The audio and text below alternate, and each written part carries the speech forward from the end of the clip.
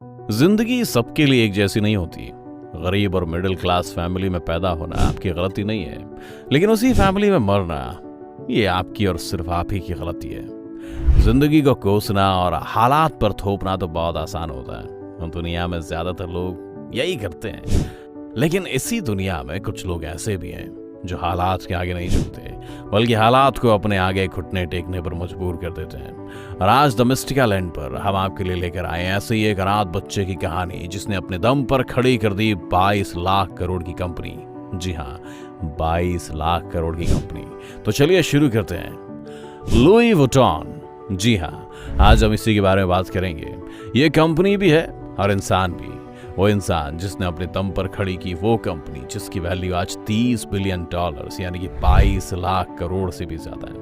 लेकिन 22 लाख करोड़ की इस कंपनी की नींव रखने वाले इंसान के पास बचपन में अपने सर ढकने के लिए छत तक नहीं थी। दोस्तों, हम लोग कामयाब लोगों को देखते हैं तो उनकी शोहरत, बुलंदी और मकाम को देखते हैं, लेकिन उस मकाम तक पहुंचने के लिए वो जिन जिन मुश्किलों से गुजरता है उनके बारे में बहुत कम लोग ही जानते हैं। आज मैं आपको लुई वुइटन की वो कहानी बताने जा रहा हूं जो आपने आज तक नहीं सुनी होगी। चलिए वक्त में थोड़ा पीछे चलते हैं। ये बात है 19वीं शताब्दी की, जब एक बच्चा जिसके पास रहने के लिए ना घर था ना खाने के लिए खाना, उसके पास कुछ था तो सिर्फ एक सपना कामयाबी का, सपना शोहरत की बुलंदी का। अब जिंदा रहने के लिए खाना चाहिए और खाने के लिए पैसे, और पैसे कमाने के लिए लुई कारीगरों और आर्टिस्टों के साथ काम किया करता था। उसमें उसे पैसे तो सिर्फ इतने ही मिलते थे कि बस 2 वक्त की रोटी का इंतजाम हो सके, लेकिन हुनर उसे वहां वो मिला जिसकी बदौलत उसने आज ये $1 बिलियन की एक कंपनी खड़ी की। बचपन। लुई वुइटन का जन्म 4 अगस्त 1821 को फ्रांस के आंचाई के गरीब परिवार में हुआ। उनके पिता किसानी करते थे और माँ हैट यानी टोपियां बनाती थी। ये वो वक्त था जब फ्रांस नेपोलियन की जंगों की वजह से नुकसान से उभर रहा था। लड़ाइयों की वजह से सभी किसानों की हालत खराब हो चुकी थी और वुइटन परिवार भी उन्हीं में से एक था। इसलिए लुई को बचपन से अपने पिता के साथ मजदूरी करनी पड़ती थी। वो सुबह से शाम तक खेत पर काम करता था, जानवर चराता था और लकड़ियां इकट्ठा करता था। ये सब चीजें कोई खास परेशानी की नहीं थी, क्योंकि असली मुसीबत तो अभी आनी बाकी थी। जब लुई 10 साल के हुए तो उनकी माँ गुजर गई और उनके पिता ने भी दूसरी शादी कर ली। अब इसे आप उनकी बदकिस्मती कहो या खुशकिस्मती, पर उनकी सौतेली माँ ऐसी थी जैसे आप पिक्चरों में विलन देखते हैं। वो लुई को ना तो सही से खाना देती थी और ना ही चैन से रहने देती थी। उन्होंने लुई की जिंदगी को नर्क बना दिया था। लुई ने ये सब कुछ वक्त तक तो सहा, लेकिन जब सारी हदें पार हो गई तो 13 साल की उम्र में वो घर छोड़कर पेरिस आ गए। वो पेरिस तो पहुंच गए, लेकिन उनके पास ना तो खाना था और ना ही पैसे।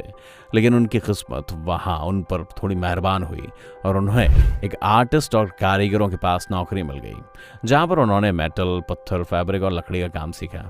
इस नौकरी से उन्हें सिर्फ इतने पैसे मिलते थे कि वो अपना पेट भर सकें, लेकिन रहने के लिए उनके पास छत नहीं थी। वो अपनी रात एक कंबल ओढ़कर लकड़ियों पर गुजारते थे। लेकिन अब उनका वक्त बदलने वाला था, क्योंकि इंडस्ट्रियल रेवोल्यूशन के चलते पेरिस में शुरुआत हुई थी रेल की, जिसकी बदौलत ट्रैवल अब बहुत ही आसान हो चुका था। लोग ट्रेन में दिल खोल कर ट्रैवल कर रहे थे। लेकिन एक प्रॉब्लम अभी भी आ रही थी, वो थी सामान लेकर जाने की, क्योंकि लोग ट्रेन में पेंटिंग, कपड़े और फर्नीचर जैसे सामान लेकर जाते थे। लोगों की प्रॉब्लम कारीगरों के लिए एक बड़ा मौका थी और बड़े बड़े बॉक्स जैसे बैग बनाकर उन्होंने इसे बनाना भी शुरू कर दिया। लुई को अपने लिए भी एक बड़ा मौका दिखाई दिया। वो कई तरह की कारीगरी जानते थे, जैसे लकड़ी, मेटल, पत्थर, लेकिन उन्हें तलाश थी सिर्फ मौके की, और वो मौका उन्हें दिया मोंसियर मार्शल ने। मोंसियर ने लुई को अपनी दुकान पर कारीगर के तौर पर नौकरी दे दी। वहां पर भी उन्हें पैसे तो कुछ खास नहीं मिल रहे थे, लेकिन वो कहते हैं ना कि हीरा जब तक घिसेगा नहीं तब तक चमकेगा कैसे। बस लुई वहां अपने हुनर के हीरे चमकाने में लगे हुए थे। उनकी मेहनत रंग भी लाई और जल्द ही वो मोंसियर्स के ज्यादातर क्लाइंट्स के सबसे पसंदीदा बॉक्स मेकर बन गए। अभी उनका वक्त अच्छा चल रहा था, इसलिए शोहरत रुकने का नाम नहीं ले रही थी, और जल्दी वो इतने मशहूर हो गए कि फ्रांस की महारानी ने उन्हें अपना निजी बॉक्स मेकर बना लिया। लेकिन दोस्तों, वो कहते हैं ना कि अच्छे वक्त की बुरी बात ये होती है कि वो बदलता है। पर अभी तो लुई का अच्छा वक्त चल रहा था, इसलिए वो दिन ब दिन और ज्यादा पॉपुलर होते जा रहे थे। 1 साल तक महारानी के लिए काम करने के बाद लुई ने अपनी दुकान खोलने का फैसला लिया, और इस तरह से शुरुआत हुई लुई वुइटन की, जिसे आज हम LV के नाम से जानते हैं। उस वक्त तक सिर्फ लेदर के रेक्टेंगुलर बॉक्स बनाए जाते थे जिनके ऊपर का हिस्सा डोम के आकार का होता था, जिसकी वजह ये थी कि पानी बॉक्स के ऊपर ना रुके और लेदर को नुकसान ना पहुंचे। लेकिन यहाँ परेशानी ये थी कि बॉक्स को एक के ऊपर एक नहीं रख सकते थे और वो ज्यादा जगह लेते थे। हम इन दोनों परेशानियों को लुई के एक आइडिया ने खत्म कर दिया। लुई का ये आइडिया इस इंडस्ट्री में क्रांति से कम नहीं था। उन्होंने लेदर की जगह कैनवस का इस्तेमाल करना शुरू किया, जो कि लेदर के मुकाबले हल्का, टिकाऊ और सबसे ज्यादा वाटरप्रूफ था। अब इससे बॉक्सेस को रेगुलर शेप में बनाना शुरू हो गया, जिससे लोग उन्हें एक के ऊपर एक रख सकते थे। इसके अलावा वो दिखने में भी शानदार और मॉडर्न लगते थे। लुई के इस एक आइडिया ने उनकी जिंदगी बदल दी और महज 2 साल के अंदर अंदर लोगों के बीच लुई वुइटन के बैग आम हो चुके थे। अब लुई ने बॉक्स के आगे बढ़कर हैंडबैग बनाने का सोचा। उस वक्त के लोगों के लिए हैंडबैग किसी सरदर्द से कम नहीं थे। लोग उन्हें सिर्फ मजबूरी में इस्तेमाल करते थे, लेकिन लुई को खुद में यकीन था कि वो कुछ शानदार कर सकते हैं। उनके बैग लेदर की जगह कैनवस के होते थे और उन्होंने इसी का फायदा उठाया। कैनवस पर नए और एलिगेंट डिजाइन बनाने शुरू कर दिए। उनके इस आइडिया ने हैंडबैग को लेकर लोगों की सोच पूरी तरह से बदल दी। अब लेडीज ने हैंडबैग को अपने कपड़ों के साथ मैच करना शुरू कर दिया। सब कुछ सही चल रहा था, लेकिन लुइस को अब भी कुछ नया करना बाकी था और उन्हें कुछ समझ नहीं आ रहा था। ऐसे में उन्होंने अपने बेटे जॉर्ज की मदद मांगी। पिता की तरह से बेटे का आइडिया भी किसी चमत्कार से कम नहीं था। जॉर्ज ने बॉक्स पर लॉक लगाने का आइडिया अपने पिता को दिया।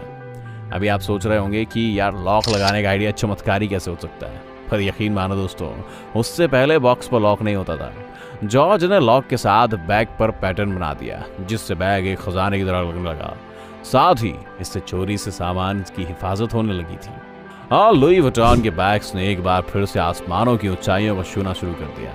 लेकिन दोस्तों, हमने आपको बताया था ना कि हमेशा वक्त अच्छा नहीं रहता है, और अब लुई का वक्त बदल रहा था। फ्रैंको प्रूसियन वॉर की वजह से लुई का काम बंद हो गया। न सिर्फ बंद हो गया, बल्कि उन्हें घर को छोड़कर वापस शहर जाना पड़ा। लुई एक बार फिर से बेघर हो गए, लेकिन इस बार वो अकेले नहीं थे। इस बार उनके साथ उनका परिवार भी था। बाकी के रेफ्यूजीज के साथ वो एक बेहद तंग जगह पर रहने लगे थे, जहां पर उन्हें खाना भी सही से नहीं मिल रहा था। जब लड़ाई खत्म हुई तो वो पूरे परिवार के साथ वापस अपने घर आ गए, लेकिन उनका सारा सामान चोरी हो चुका था। वर्कशॉप बर्बाद हो गई थी। लुई ने अपनी सेविंग से अपनी वर्कशॉप को सही किया और दुकान के लिए नई जगह ढूंढनी शुरू कर दी। वॉर की वजह से प्रॉपर्टी के रेट काफी नीचे आ गए थे, जिससे लुई को शहर के अंदर दुकान काफी सस्ते रेटों में मिल गई और दुकान खुलने के 6 महीने के अंदर ही लुई का सारा काम वापस पटरी पर आ गया। लेकिन उन्हें काम को सिर्फ वापस पटरी पर ही नहीं लाना था, बल्कि इसको तेजी से चलाना भी था। इसलिए लुई ने टेक्नोलॉजी का इस्तेमाल करने का सोचा और अपने बैग्स पर पैटर्न प्रिंट करने शुरू कर दिए, जिससे वो अपने कॉम्पिटिटर से और 2 कदम आगे निकल गए। इनके इस नए डिजाइन ने मार्केट में धूम मचा दी और अब लुई को न सिर्फ अपने देश बल्कि विदेशों से भी ऑर्डर मिलने लग गए। इसे देखते हुए लुई ने अपना एक शॉप लंदन में भी खोल दिया। इसी के साथ शुरुआत हुई लुई वुइटन के वर्ल्ड वाइड विस्तार की। उस वक्त लुई अकेले ऐसे डिजाइनर थे जिनके प्रोडक्ट अपने देश से लेकर विदेशी अमीरों के घरों में पाए जाते थे। इसलिए लुई का सामान खरीदना आसान बनाने के लिए अपनी कंपनी का कैटलॉग जारी करने का सोचा। लेकिन उसी साल उनकी मौत हो गई। मौत की वक्त उनकी उम्र 72 साल थी और आज तक उनकी मौत की वजह किसी को नहीं पता है। पिता के गुजरने के बाद जॉर्ज ने कंपनी संभाली और उन्होंने अपने पिता की याद में एलवी का वो मोनोग्राम जारी किया, जिसे हम आज सभी देखते हैं। लुई वुइटन तो मर गए, लेकिन उनकी बनाई कंपनी आज लग्जरी फैशन की फहरिस्त में पहले नंबर पर आती है, जिसकी मार्केट वैल्यू 22 लाख करोड़ रुपए से भी ज्यादा है। दोस्तों, ये तो कहानी थी लुई वुइटन ने एक कंपनी कैसे खड़ी की इसकी। लेकिन अगर आपको आगे भी कहानी जाननी है तो हमें कमेंट करके बताइए और इस वीडियो को ढेर सारा प्यार दीजिए। अगर आज ये वीडियो आपको पसंद आई हो तो इसे लाइक करने के साथ साथ अपने दोस्तों और रिश्तेदारों के साथ शेयर जरूर करें। अगर आप ये वीडियो यूट्यूब पर देख रहे हैं तो चैनल को सब्सक्राइब करके बेल आइकन दबा दें। अगर आप ये वीडियो फेसबुक पर देख रहे हैं तो पेज को जल्दी से लाइक करें। फिलहाल के लिए इतना ही, अभी के लिए दीजिए हमें इजाजत। आपसे मुलाकात होगी अगले वीडियो में। शुक्रिया।